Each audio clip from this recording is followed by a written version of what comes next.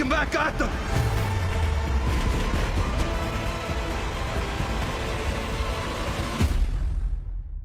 They're gonna tell stories about us one day.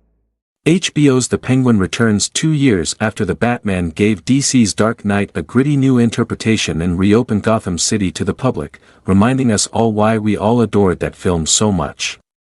While the first episode is a tremendously amazing beginning, it also expands the globe and shines the bat signal on Colin Farrell's Oz Cobb in the absence of Robert Pattinson's Bat. After the Riddler's attack in the Batman movie, Gotham City is updated in the first episode of The Penguin. Warning: there are spoilers. The poorest neighborhoods of Gotham are bereft of leadership, since Alberto Falcone has assumed responsibility for his father's enterprise. Penguin is, of course, this situation's wild card. With the help of a sledgehammer, our main character enters the Iceberg Lounge and takes items from behind the war, including jewelry and documents that may be used against him.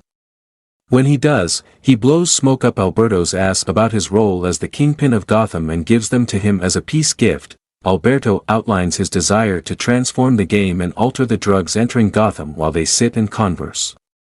Even though he knew Oz was taking the easy route, he still praises his father Carmine for being the best carrot-on-the-stick traitor.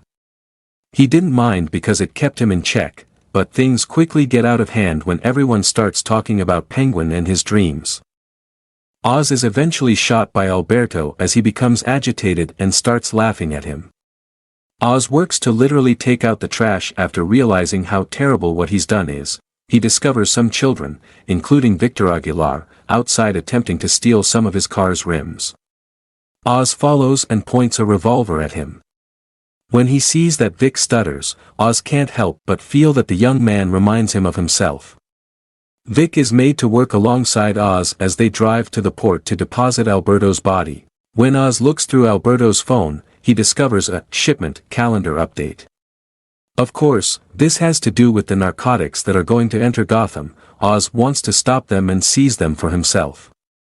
He now needs an alibi to explain his movements during Alberto's death, and he frequently visits a local hooker named Eve. They labor through the night, and when day breaks, Oz accepts Alberto's ring and considers parting ways with Vic. Vic speaks fervently about his dream and begs Penguin to give him a chance.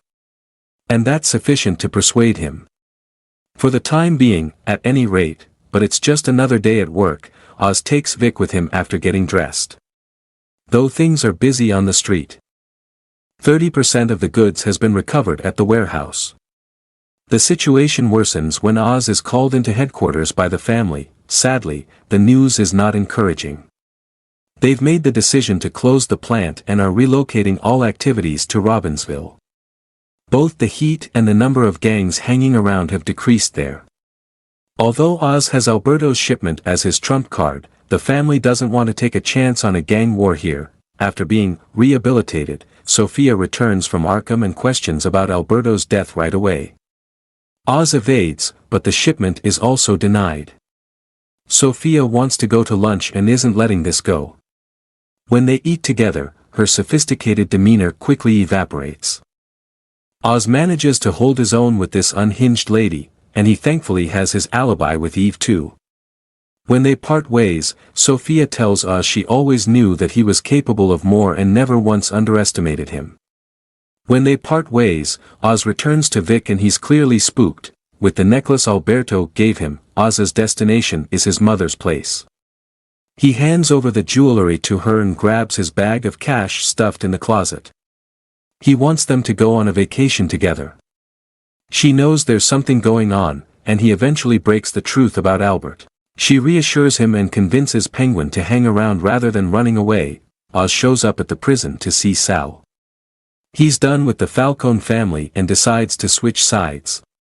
With Carmine dead and Penguin's ambition reaching out, Sal initially refuses to hear him out. That is, until he hands over the ring Alberto Falcone had. Unfortunately, Sophia is waiting for Penguin at his place, forcing Oz to hightail it when he returns home. Sophia and Co. soon catch up though. She has him stripped down and knows that Oz is lying, and starts torturing him after killing one of the kids from that night who tried to steal his rims. However, there's a bigger plan at play here. Someone drives the car sporting Alberto Falcone in the boot straight up into the Falcone mansion. Alberto is still in the trunk, his finger is missing and the word payback is scrawled on the roof of the trunk. A cinder block is used to drive the car up, so the culprit is long gone. This is Victor's doing, to set this up while Penguin is tied and questioned, given she's unaware of Vic's presence. Coupled with the ring handed over to Sal, it's all designed to let the Maronis take credit.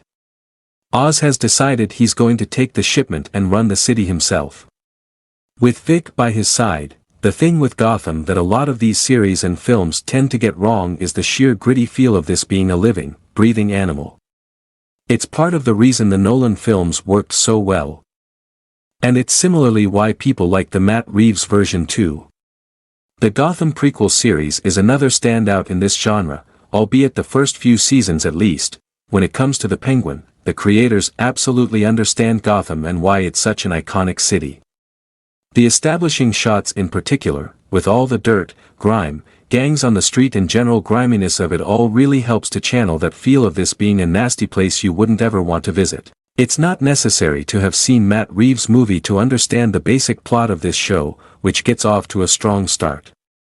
It's a violent criminal drama with a striking flair that leaves you wanting more, and the characters are well developed. This might make the Penguin one of the most notable shows this year if this is a sign of things to come.